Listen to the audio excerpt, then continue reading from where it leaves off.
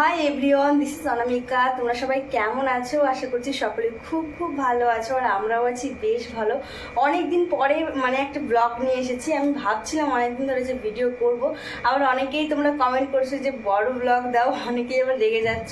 যাই হোক, মেয়েকে নিয়ে না সত্যি কথা বলতে হয় না, বলতে হয়ই না, কারণ রান্না বান্না করা, মেয়েকে যত্ন করা, বিভিন্ন কিছু হয় না। তো ভাবলাম কি ঠিক আছে, চলো রেগুলার ভিডিও না দিলেও মাঝে মাঝে একটা একটা করে ব্লগ দিতেই পারি, আর মিনি ব্লগ তো দিতেই থাকি, আর রিলসও মোটামুটি দিই। আর আমার বেবি হওয়ার পরে আমি সব কিছুতে একেবারে একটু অফ হয়ে গেছিলাম, স্বাভাবিক, সেটা সব মেয়েরই হয়। তো এখন আস্তে আস্তে বেবিটা বড় হচ্ছে, তো সব কিছুতে আবার স্বাভাবিকভাবে ফিরতে পারছি।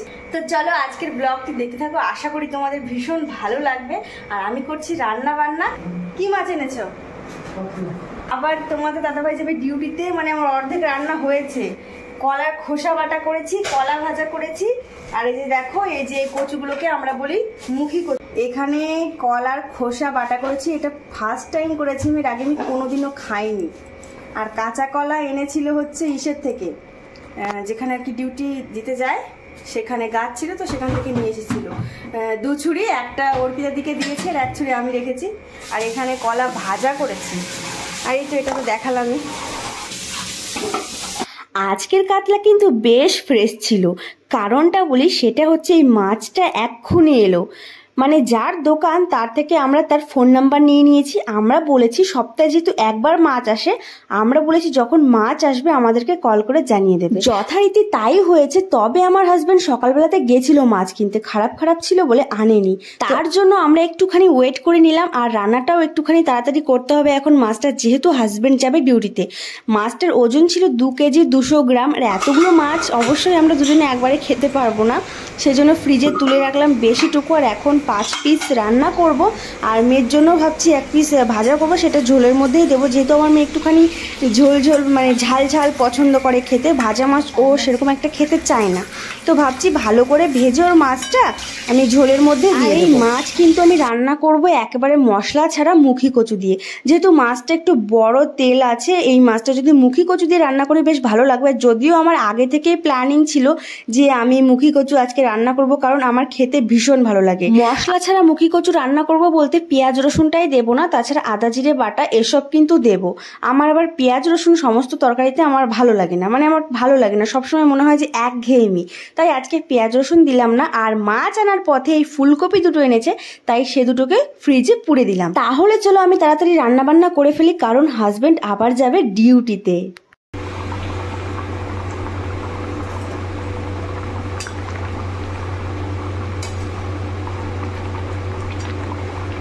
রান্না বান্না প্রায় কমপ্লিট, শেষ হয়েই গেছে। আর আগে থেকে তো যা যা রান্না করেছি আমি দেখিয়েছি, কলার খোসা বাটা, কলা ভাজা আর ভাত, আর এই যে তরকারি। আর তরকারিটা আমি একটুখানি ঝোল করেছি, কারণ দুবেলার জন্য, আর আমি একবারই রান্না করি, সেটা দুপুরবেলা। আর বিকালবেলা ভাত বা রুটি কিছু একটা বানাই, কিন্তু সবজি আমি একবারই রান্না করি। তাহলে চলো আমরা তাড়াতাড়ি করে খেয়ে নিই, খুব তাড়ায় আছি, কারণ আমার হাজবেন্ড ডিউটিতে যাবে।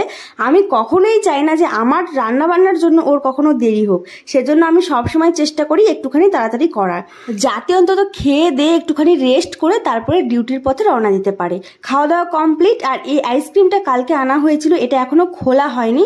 আর এর টেস্ট, এটা ফার্স্ট টাইম আনা হলো, এটার টেস্ট কেমন জানি না। আমি যতবারই আইসক্রিম কিনতে যাই ততবারই সেই চকলেট ফ্লেভার বা বাটার স্কচ এটাই আনি। এটা প্রথমবার আনা হলো, যেহেতু দোকানে চকলেটে ছিল না, বাটার স্কচ ছিল না, সেজন্য। আমি আইসক্রিম খেতে খুব একটা ভালোবাসি না, কিন্তু মোটামুটি লাগে। কিন্তু আমার হাজবেন্ড ভীষণ ভালোবাসে, সেজন্য আর কি ও নিয়ে আসে, বলতে পারো যে ওর একটা শখ আইসক্রিম খাওয়া। তো সেজন্য ওকেই আগে দিলাম, তারপরে আমি একটুখানি টেস্ট করার জন্য আমায় একটুখানি খাইয়ে দিল। তারপরে বড্ড জোর করছিল পরে যাতে নিই, কিন্তু আমি বললাম যে না, আমি খাবো না, আমি লিচু খাবো। আমি লিচু খেতে ভীষণভাবে ভালোবাসি। আর আমার মেয়ে কিন্তু ঘুমোচ্ছে, ওর ঘুম থেকে ওটা কমপ্লিট। আর দেখো কতটা বদমাইশি করছে, তোমরা শুধু দেখতে থাকো ও ঠিক কি কি করতে পারে। সমস্ত কিছু ছুঁড়ে নিচে ফেলে দেওয়া, আবার তোলা। সারা দিন আমার ঘরের অবস্থা বেহাল থাকে, আমার পুরো ওই ঘর গোছাতেই অবস্থা খারাপ। যত যা ছিল বিছানার ওপরে সেগুলো ফেলে দিচ্ছে। আর এই জামাগুলো কিন্তু ইসে ছিল, ঝুড়ির মধ্যে ছিল, যেখানে ওর জামা কাপড়গুলো থাকে সেখান থেকে আগে বের করেছে, তারপরে এগুলো সব ছুঁড়ে ছুঁড়ে নিচে ফেলছে। সবসময় এরকম দুষ্টুমি চলতেই থাকে আর আমার দেখতেও বেশ ভালো লাগে, কিন্তু এগুলো গোছাতে আমার কষ্ট হয়ে যায় সত্যি কথা বলতে। তো তোমাদের কাদের কাদের বাড়িতে এরকম একটা দুষ্টু ছানা আছে কমেন্ট বক্সে জানাও, আর ঠিক কি কি দুষ্টুমি করে সেটাও জানাও। এখন কিন্তু দুপুরবেলা, চোখে এক ফোঁটাও ঘুম নেই তার, কিন্তু আমার ঘুমে পুরো চোখ পুড়ে যাচ্ছে। এনার জন্য আমার দুপুরে কোনোদিনও ঘুম হয় না, আবার রাতের বেলাও ভীষণভাবে জ্বালায়। আমরা একটু বেরিয়েছি কারণ যাব একটু পার্কে, তার জন্য অর্পিতাদির জন্য দাঁড়িয়ে আছি, আর অর্পিতাদি আসছে ওই যে পেছনে, ওই যে পিঙ্ক কালারের ড্রেস পরে। একটুখানি দাঁড়াই, তারপরে একসঙ্গেই যাব। কিচ্ছু হবে না, ওটা কিছু না, ওটা তো পোকা একটা, কিছু হবে না, আমি আছি না, কিছু হবে না, দাঁড়াও দাঁড়াও, কিছু হবে না। ও ভয় পাচ্ছে পিঁপড়ে দেখে। অর্পিতাদির সঙ্গে আমার পরিচয় হয়েছে এই রিসেন্ট কিছুদিন, ওই বলতে পারো 2 সপ্তাহ মতো হলো। সত্যি কথা বলতে এখানে এসে এতটা একা ফিল করছিলাম, প্রায় 1 বছর তো হতে আসলো আমি এখানে এসেছি, কিন্তু এইরকম একজন সঙ্গী পেয়ে যাব ভাবতে পারিনি। বলতে পারো যে একেবারে মনের সঙ্গে মন মিলে গেছে। আমাদের হাঁটতে হাঁটতে পুরো অবস্থা খারাপ, কারণ একটুখানি দূর আর প্রচণ্ডভাবে গরম পড়েছে, মানে ওর ভিতরে গলা দিয়ে পুরো জল মনে হচ্ছে ঝর্ণা বইছে। আর এই চেলাপেলা দুটো যে করছে আর কি বলবো, দুটোই সমান, দুটোই সমান। ওই পড়ে যাবি তুই, দেখিস ওই যে গাড়ি আসছে, গাড়ি আসছে।